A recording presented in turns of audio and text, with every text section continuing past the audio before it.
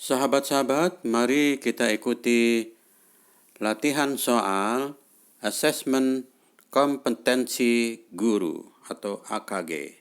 Selamat mengikuti. Assalamualaikum warahmatullahi wabarakatuh. Teman-teman, guru-guru madrasah, inilah contoh soal AKG madrasah, Asesmen Kompetensi Guru Madrasah. Pertanyaan pertama, pernyataan berikut yang menjelaskan makna istilah kognitif adalah A.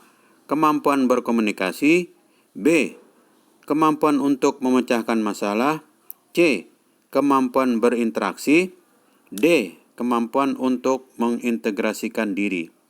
Jawabannya adalah B. Kemampuan untuk memecahkan masalah. Nomor 2, perkembangan kognitif merupakan salah satu aspek yang sangat penting dalam perkembangan peserta didik. Faktor utama yang mempengaruhi perkembangan kognitif anak adalah A. Inspirasi, B. Budaya, C. Inspirasi, D. Pengasuhan dan lingkungan. Jawaban yang tepat adalah D. Pengasuhan dan lingkungan. Nomor 3, kemampuan berpikir untuk mengoperasikan kaidah-kaidah logika, tapi masih terkait dengan objek-objek bersifat konkret, merupakan ciri-ciri kemampuan anak berusia A. 0-2 tahun, B. 2-7 tahun, C. 7-11 atau 12 tahun, D. 11 tahun atau 12 tahun sampai dengan 14 atau 15 tahun. Jawaban yang tepat adalah C. 7-11 atau 12 tahun.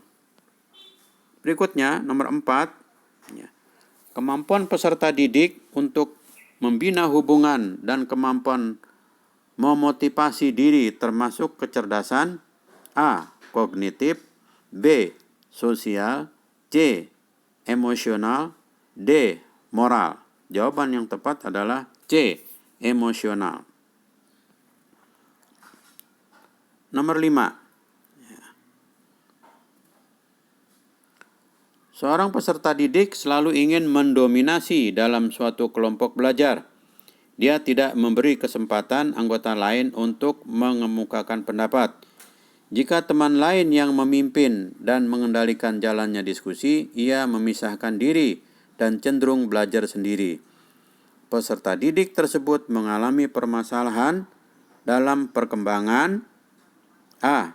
Sosial emosional, B. Kognitif, C. Moral, D. Spiritual. Jawaban yang tepat adalah A. Sosial emosional.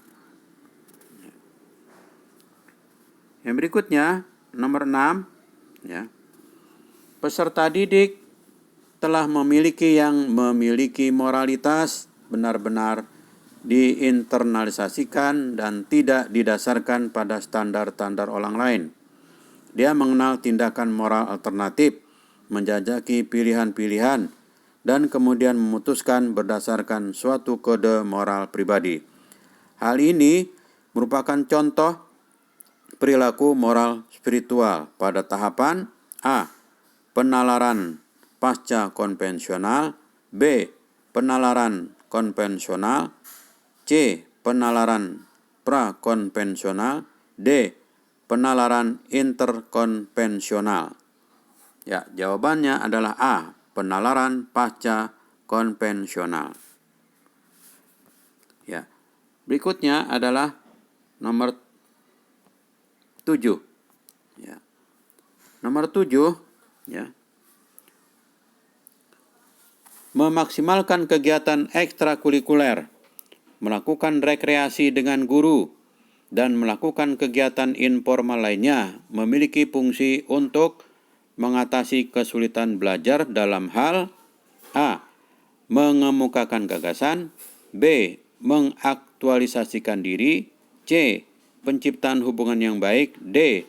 Memformulasikan tindakan. Jawabannya adalah A. Mengemukakan gagasan.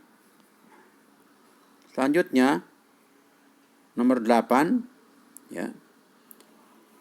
Seorang peserta didik mampu mendengarkan informasi yang disampaikan oleh guru, tetapi pada saat ditanya, ia tidak mengerti apa yang ia dengar. Peserta didik tersebut mengalami kesulitan atau gangguan belajar dalam hal A. Kesulitan akademis, gangguan simbolik, gangguan non-simbolik, gangguan sosial.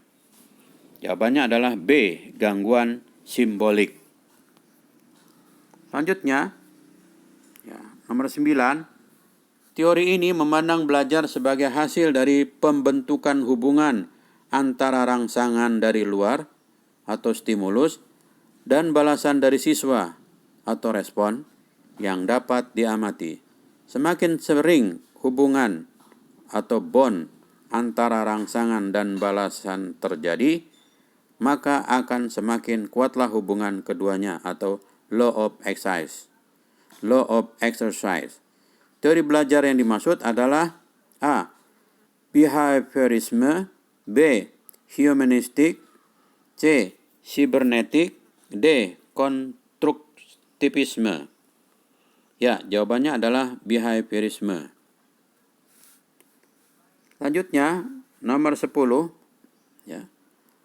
Pada masa kini, siswa dituntut untuk dapat belajar setiap saat dan bisa terjadi dimanapun. Hal ini terjadi karena kemajuan teknologi yang memungkinkan belajar jarak jauh dalam jaringan atau online.